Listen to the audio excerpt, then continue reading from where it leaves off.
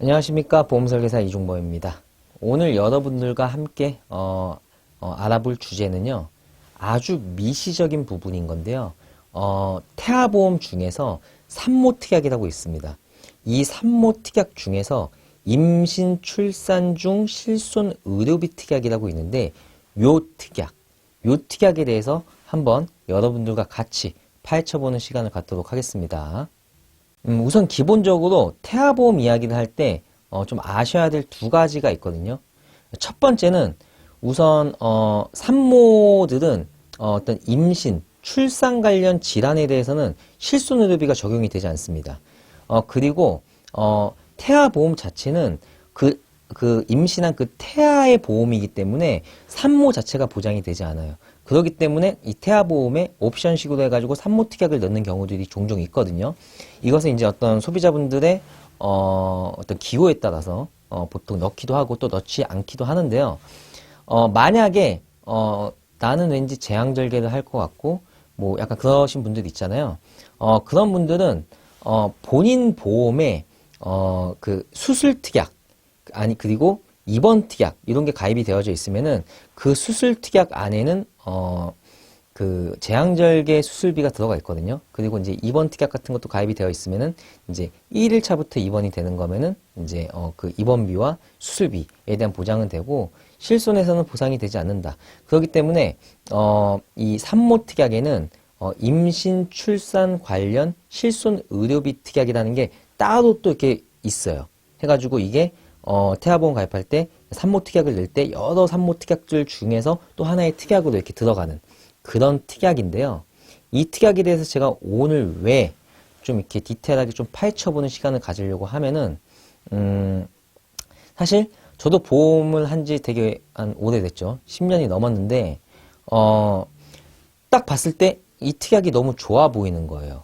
예, 어떤 부분이 좋냐면은 실비가 원래 이 임신 출산 관련 보장이 되지 않는데 이게 되니까 이런 실손 특약이 있으니까 이 특약 같은 경우는 태아일 때 가입을 해가지고 이제 태아가 이제 출산을 하고 나서 42일이 지나고 나면 자동 소멸되는 그런 특약이거든요.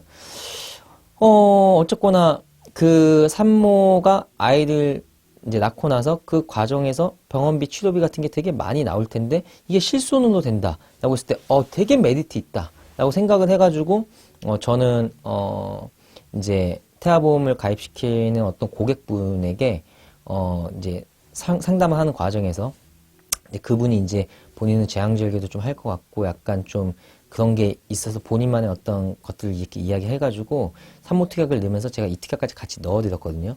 근데 여기서 약간 문제가 발생한 게 있어가지고 이제 그 부분에 대해서 좀 이렇게 설명을 드리려고 합니다. 어쨌거나 그 저에게 이제 상담을 받으셨던 그 고객분은 이제 태아보험을 가입하고 거기에 이제 산모특약에 이제 넣어서 가입이 되어졌고 그분이 이제 좀 이제 가입하고 나서 좀 시간이 지나서 실제 이제 아이를 출산하게 됐고 출산하는 과정에서 제왕절개를 하게 됐습니다. 그리고 제왕절개 후 이제 입원을 했죠. 해가지고 산모특약에서 제왕절개 수술비 그리고 이제 입원비에 대한 거는 다 보상이 됐는데 이 실손 의료비에 대한 보상이 되지 않는 거예요.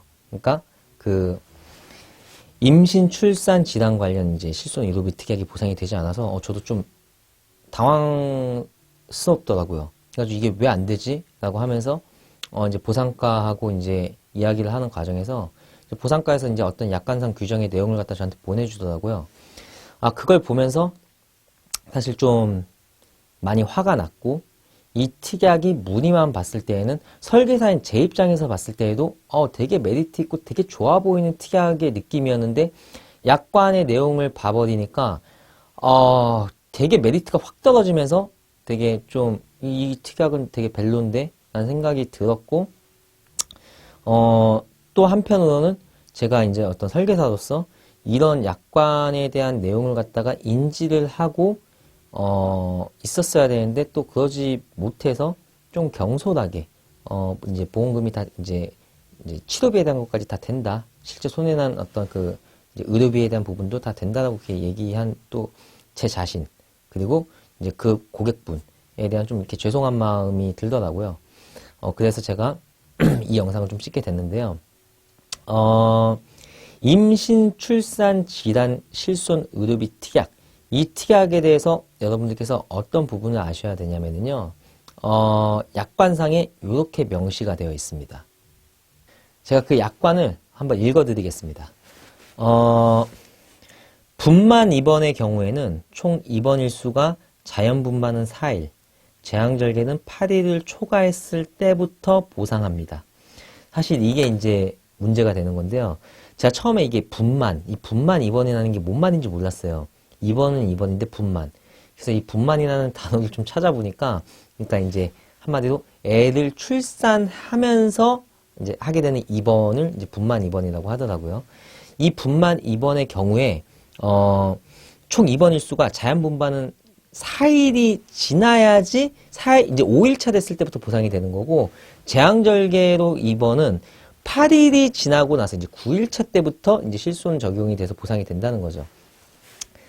제 고객분은 제왕절개 수술을 받고 5일 입원하셨어요. 그렇기 때문에 8일이 초과되지 않았기 때문에 보상을 받지 못한 거예요. 그리고 제가 모르겠어요. 좀 이게 보상이 안 되다 보니까 약관상의 이런 규정을 좀 보면서 약간 좀 제가 화가 난 거죠. 그래서 좀 찾아봤어요. 찾아보니까 자연분만 같은 경우는 보통 한 2, 3일 정도 입원하시더라고요. 그리고 제왕절개 하신 분들은 보통 한 4, 5일 정도 입원하시더라고요. 그러니까 이 실손 의료비 특약은 사실 보상이 될 수 있는 게 없는 거예요. 예. 그러니까 너무 화가 나고 이제 사실 좀 빡이 친 거죠. 그래가지고 제가 이 특약 상품을 만든 회사 보상과 직원하고 통화를 하면서 아니 어떻게 이런 상품을 만들 수 있냐라고 하면서 막 되게 따지면서 좀 싸우고 했어요. 그러다 보니까 이 보상과 직원도 이런 문의들을 이제 계속 좀 많이 받아온 거죠. 그러면서 이제 약관을 보내주고 하면서 이 부분은 보상이 되지 않는다 이제 많이 해 보시다 보니까 그러니까 본인이 봤을 때도 본인이 이제 상품을 만드는 사람은 아니니까 그렇긴 한데 이 상품 본인이 봐도 좀 그렇다 막 이런 얘기 하시더라고요. 그래서 저는 이 부분에 대해서 어쨌거나 좀 고객분에게 좀 실망을 드려서 되게 죄송한 마음도 있고, 동시에 제가 이런 약관상 규정의 내용을 보지 않고 판매를 했다라는 것에 대한 약간 좀 제 자신에 대한 어떤 그런 좀 화나는 어떤 마음도 있었고, 그 다음에 이 상품 자체, 이 특약 자체가 보상을 받을 수 있을 만한 건덕지가 제가 봤을 때 거의 없다라는 생각이 드는데, 이 특약에 대한 월납보험료가 약 한 2만 원 가까이 되더라고요. 그 2만 원 가까이 되는 그 월납보험료가 과연 이게 얼마나 메리트가 있냐라는 거죠. 예.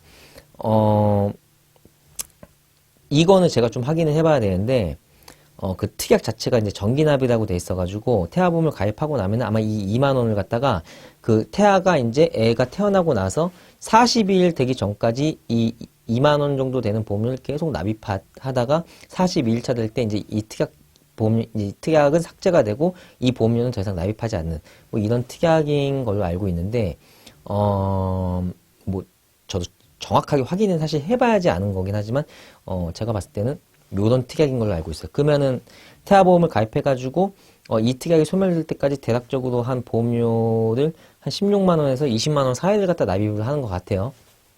그러면은 이 특약 자체, 이 금액만큼을 납입해서 받는 어떤 손해율에 대한 부분이 있을 거 아니에요. 그러니까 이 상품을 만들 때 보험 계리사가 이 상품을 만드는데, 과연 이 특약이 이 정도 보험료를 받고 판매할 만한 어떤 그 명확한 기준과 잣대를 가지고 상품이 만들어진 건지에 대한 의문이 들 정도로 사실 전 기분이 되게 안 좋아서, 거의 다 못 받을 거라는 생각이 들다 보니까, 그러면은 그 손해율에 맞춰서 보험료 기준이 산정이 돼서 이 상품이 만들어진 건지에 대해서 조사를 좀 하고 싶다는 생각이 들어서 사실 저는 지금 이거 금융감독원에 민원을 낼 생각을 가지고 있습니다. 어쨌거나 이런 것을 제가 경험하면서 좀 기분이 좀 되게 안 좋기도 했고, 고객분에게 죄송하기도 했고, 제 자신에 대한 자책을 하기도 했고, 약간 요런 시간을 가지면서 또 동시에 이 특약을 가입하신 고객분들이 이런 부분은 좀 알았으면 좋겠다는 생각도 들어서 제가 이 영상을 찍게 됐습니다. 네, 어쨌거나 저도 이번 또 이제 사건을 좀 경험을 하면서 물론 이런 생각도 하죠. 제가 인간이기 때문에 완벽할 수는 없다 보니까 다 알지는 못하니까 때론 실수도 할 수도 있고 뭐 이제 할 수도 있는 거긴 하지만서도 그럼에도 불구하고 이런 부분에 대해서 또 합리화를 스스로 시키지 않으면서 더 좀 신중하고 더 꼼꼼하고 더 많이 연구하고 성장해 나가는 그런 부분들이 필요하겠다. 라는 어떤 생각도 든 약간 그런 사건이었습니다. 그래서 어쨌거나 이 영상을 꼭 제가 한번 찍어야겠다는 생각을 가지게 됐고 좀 이렇게 정리를 해가지고 어느 정도 이제 좀 되다 보니까 제가 이제 영상을 찍어서 이렇게 올리게 되었습니다. 어쨌거나 영상을 보시면서 많은 도움이 되셨으면 하는 바람을 갖고 다음번에도 좋은 컨텐츠 영상으로 여러분들 찾아뵙도록 하겠습니다. 네, 시청해주셔서 감사합니다.